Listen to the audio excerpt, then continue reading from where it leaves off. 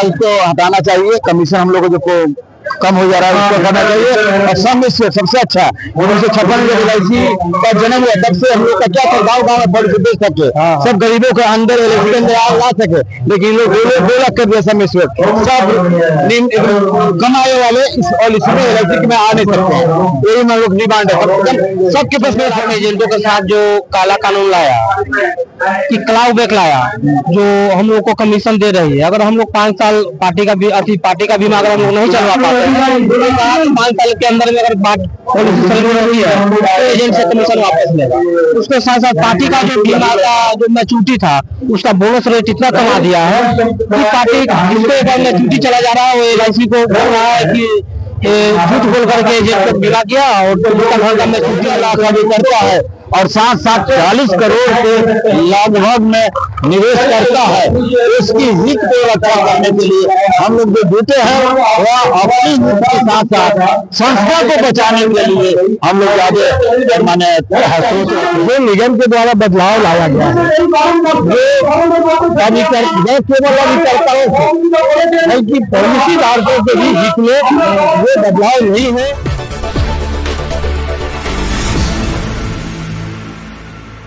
नमस्कार, नवजागरण लाइव में आपका स्वागत है। दिल्ली के रामलीला मैदान में हम और यहाँ पे देश भर से LIC एजेंटों का आज एक महाप्रदर्शन चल रहा है और देश के कोने कोने से LIC एजेंट यहाँ पे आए हुए हैं। उनका अलग अलग समस्या है, उनकी क्या मांगे हैं हम जानते हैं। अपना परिचय बताओ। करने वाले हैं और क्या दिक्कत है यहाँ पे? जो आ रहा है उसको हटाना चाहिए। कमीशन हम लोग को कम हो जा रहा है उसको करना चाहिए। और सब में सबसे अच्छा 1956 में LIC का जन्म हुआ, तब से हम लोग का क्या था, गाँव गाँव में पॉलिसी दे सके, सब गरीबों के अंदर इलेक्शन ला सके, लेकिन लोग 2 लाख कर दिया सब में। सब कमाए वाले इस पॉलिसी में LIC में आ नहीं सकते हैं। यही हम लोग डिमांड है सबके पास में पॉलिसी जाए। भारतीय जीवन बीमा के उद्देश्य था 1956 में जन्म हुआ, उस उद्देश्य क्या था, प्रत्येक आदमी को बीमा पॉलिसी हो, लेकिन नहीं हो रहा। यही मेरा सबसे बड़ा उद्देश्य है। और कमीशन हम लोग का काम करते हैं। जो नया नियम आ रहा है कि मेरा कमीशन पॉलिसी 2 साल ना चलाए तो मेरा कमीशन जो अर्न हुआ उसके LIC फिर में लौटा देना होगा। तो सबसे बड़ा कानून काला कानून है। कमीशन का क्या कर रहे हैं, हम लोग 2 साल जो पॉलिसी चला पार्टी का, इनके पॉलिसी मैंने क्या सिलेंडर हो जा रहा है, सिलेंडर हो गया पार्टी का, तो 2 साल के अंदर जो कमीशन आए किए हैं पूरे LIC को लौटा देना होगा। ये तो गलत, बहुत काला कानून है। काला कानून हटाना होगा बस। वो तो पार्टी का काम है, उसने LIC हम लोग को माथा में थोप रही है एजेंट की। आप जो आए किए हैं वो बताइए, पॉलिसी क्यों नहीं चला? पॉलिसी नहीं चला, इसके लिए हम तो समझा के पॉलिसी बनाए। हो सकता है दूसरे के बाद उसका अवस्था खराब हो जाए या दूसरे का आर्थिक स्थिति खराब हो जाए, इसीलिए हम लोग ये सारी मांगे हैं। हम हाजीपुर ब्रांच से हुसैन कुमार नाम हुआ।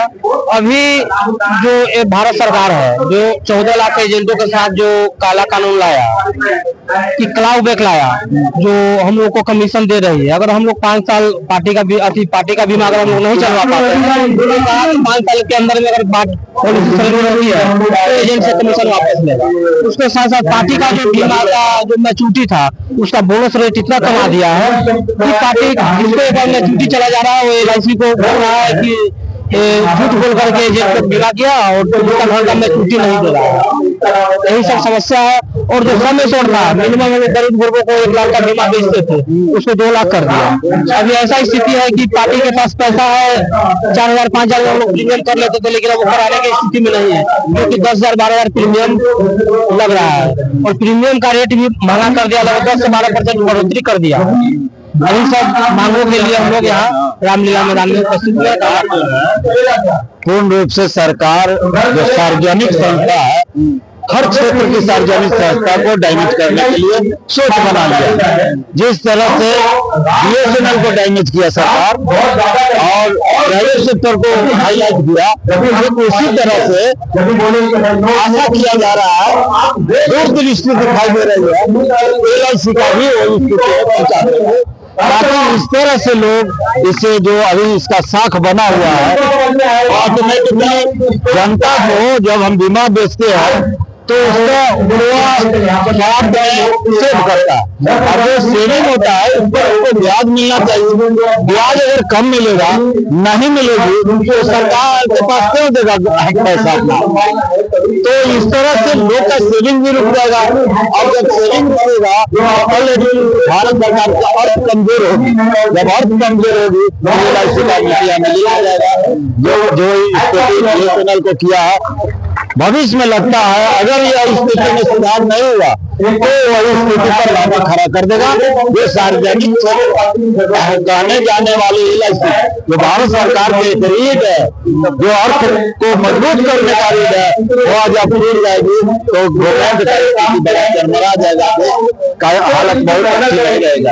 यह सरकार को चाहिए कि LIC को जो 14 लाख अभी करता है और साथ साथ 40 करोड़ के लगभग में निवेश करता है, उसकी हित को रक्षा करने के लिए हम लोग जो जुटे हैं वह अपनी हित के साथ साथ संस्था को बचाने के लिए हम लोग ज्यादा माने सोच रखते हैं कि जब LIC संस्था रहेगी तब हम लोग रहेंगे और जनता रहेगी। और दूसरी बात है कि देश का आर्थिक मजबूती रहेगी। हम हाजीपुर बयान से जयराम कुमार नाम। तो इस तरह से आप देख रहे हैं देश भर के लोग यहाँ पे इकट्ठा है। और अगर बात करें तो जो भारत सरकार के अंडरटेकिंग जो LIC है, जो सार्वजनिक क्षेत्र की सबसे बड़ी कंपनी है LIC, और इसके पास अभी सदन में चर्चा हुआ था कि लगभग 32 लाख करोड़ रुपया ऐसा पड़ा है जिसको पूछने वाला कोई नहीं है और उसी पर सरकार की नजर है। और सरकार चाहती है कि किसी तरह परेशान करके LIC को खत्म किया जाए और इसको प्राइवेट हाथ में दे दिया जाए।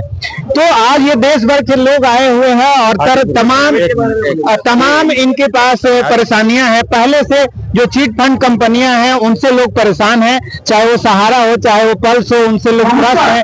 LIC पे लोगों का विश्वास था, लेकिन जब एजेंट ही परेशान रहेंगे तो फिर बीमा लेने कौन जाएगा और देने कौन जाएगा? बताइए क्या। हम हाजीपुर शाखा से हैं और हाजीपुर LIC एजेंट एसोसिएशन के प्रेसिडेंट भी है। वो नाम मेरा परमेश्वर पासवान है। हम आज यहाँ 5 जो संगठन है उन सभी का ज्वाइंट कार्यक्रम है महाधरना का, उसमें सम्मिलित होने के लिए हम लोग बिहार के हाजीपुर से दिल्ली आए हैं।